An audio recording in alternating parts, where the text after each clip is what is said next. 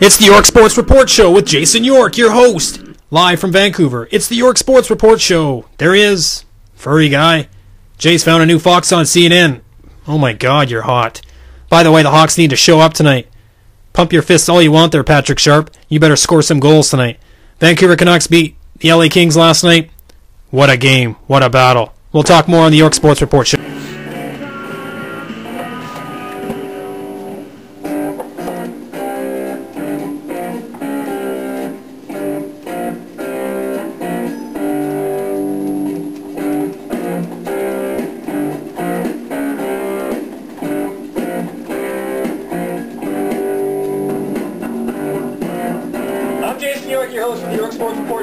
Watching the York Sports Report Show today. Today we got a packed show. Canucks tie up the series against LA. That LA raucous crowd. Sorry folks, GM Place crowd stink. They're lame. They're brutal. They're suits. They're stiffs. LA crowd, they know how to host the NHL playoff game. They got the fans and the banners going on and all that stuff. You can't bring a big Canucks flag into GM Place. They'll arrest you or something. Anyways, Canucks tied up. The Sedins decided to show up in the third period with about 12-13 minutes left in the game. And I don't think they did anything special. I think they just kind of realized that for us to win, for us to sort of put our skill, our abilities to the forefront here, we're going to have to muscle our way through this LA defense. And they did. They were mucking it up in the corners. They were getting tough on the boards. They were scrumming. You know, they were getting involved in the scrums. I mean, they were just battling. And I don't think we've ever seen that with the Sedins. I think we've seen that in regular season stuff. But as far as the playoff stuff, they battled, and good for the Sedins. Roberto Luongo, I'm going to say this. Henrik and Roberto Luongo showed up last night. That's what guys like Sidney Crosby do in the playoffs. Thinking about Sid the Kid, if he goes back to the Stanley Cup this year, and I know we're a couple series away, that's his third Stanley Cup in a row. Sid the Kid is starting to really take mold and shape into a phenomenal superstar. But Henrik Sedin gets the big goal. Lou makes the big save on Frolov, and I said if Frolov gets going and Dustin Brown get going, look out. Because Kopitar, you never know with him as well. I mean, Frolov, you never know, but Kopitar, Kopitar's not having a spectacular series. Dustin Brown showed up last night. If that Dustin Brown continues to play the way he plays and Frolov starts to step in and show up a little bit more besides just having one breakaway in 4 games, the Canucks could have their hands full. But I still don't think the Canucks are out of the woods yet. I think the Sedins are going to have to muscle their way for 60 minutes through this LA team. LA is very fast in terms of how they cover down low. They're just all over anybody that has the puck. They're covering their man just immaculate. There's no passing lanes. As soon as the Canucks try and pass the puck, boom, there's an LA defenseman there, Jack Johnson or Drew Doughty or whomever it might be. They are intercepting all the passes. It's almost like an NFL game. The Canucks try and throw a pass, boom, it gets intercepted. But for whatever reason, and I honestly think last night the Sedins finally muscled up. For the first time ever in the playoffs, the Sedins muscled up. And I also think that LA finally reached a place where they got to that place called just flat-out fatigue. I mean, they got fatigued. They were skating their asses off for the last 3 nights now. And I would like to think that LA's played somewhat better overall hockey than the Canucks. So, anyways, that being said, the Canucks tied up. Hawks and Preds tonight. Huge game for the Hawks. Massive game. Dustin Byfuglien, show up, please. Patrick Sharp, you got to show up. I know Sharp's been skating well and all that stuff, but guys like Sharp and Hossa, they've got to bulge the twine here. They've got to get some goals. Jonathan Toews,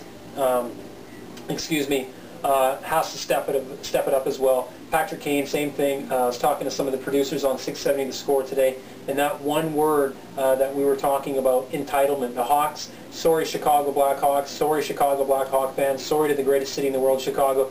You don't get the Stanley Cup hoisted to you in Game 1. The Hawks, I honestly, firmly believe that the Hawks rolled into these playoffs firmly believing that they had, you know, there was this entitlement, sort of, you know, we're going to win. No, you've got to win the games one day at a time, one game at a time, and the Hawks haven't played 60-minute hockey yet, so the Hawks have a huge game tonight. This is a big game for a lot of reasons. Dustin Byfuglien better show up. Chris Versteeg better show up. Guys like Madden better show up. Hossa, same thing. Patrick Sharp But I say Byfuglien and Versteeg because, you know, if these guys kind of don't show up and do what they can do. Chris Versteeg had a few little rushes here and there, but Chris Versteeg needs to learn how to use his wingers better. I mean, Chris Versteeg, I like. He's one of my faves on the Hawks. He's got a little bit of an attitude. He likes to go out there and stir the pot. He's a fabulous skater, but at the end of the day, Chris Versteeg has to give up that puck. He's not Patrick Kane. He's not Jonathan Toews. Although we've seen Chris Versteeg score some highlight reel goals, but at the end of the day, he's got to start passing the puck more.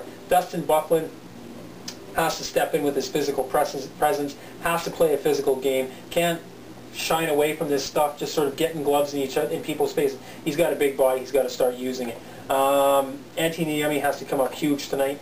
The reason why I say guys like Big Buff and Versteeg, Patrick Sharp, I mean, the bottom line is that, you know, this is the last year where this core is together.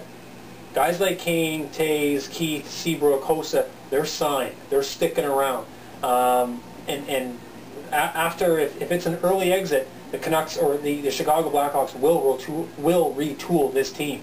So whoever likes living in Chicago, which, I mean, who the hell couldn't? I mean, it's the greatest city in the world. Better pull up their socks if they want to stick around for a few more years in this organization.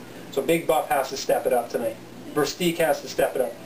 Madden, Sharp have to step it up big time. Hawks are missing Brian Campbell.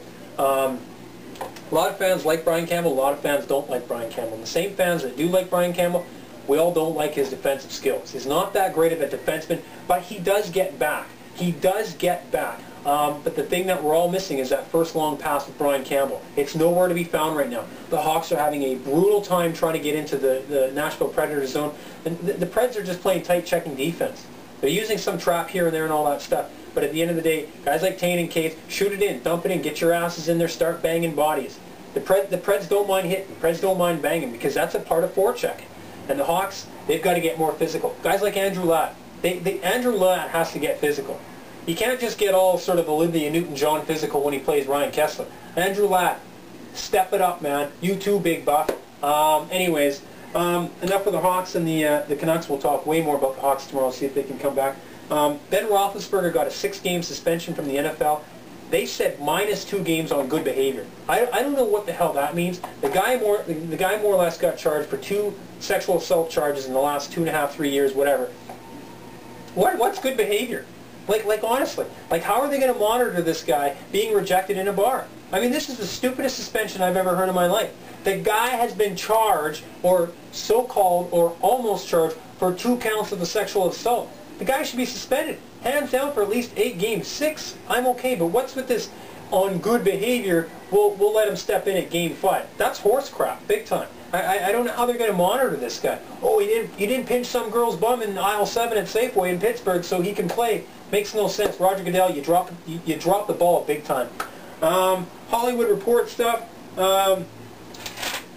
Steven Seagal's ex. Here we go again. Let it go. I guess apparently she's on MSN and all these other things saying that she's going to spray all this crap on Steven Seagal. Who cares? Who cares? It's called Let It Go. Never ceases to amaze me. Heidi Montage, or whatever her name is, the girl with the big fake boobies and all that stuff, who looked absolutely breathtakingly hot before she had her face kind of redid, and it looks bad. She's suing some dude because he grabbed her ass. Who wouldn't grab her ass? Anyways, it's not nice for me to say that, but she's suing. Anyway, she should sue the doctor that messed her face up because, Heidi, you don't look that great. Heidi, you looked killer before.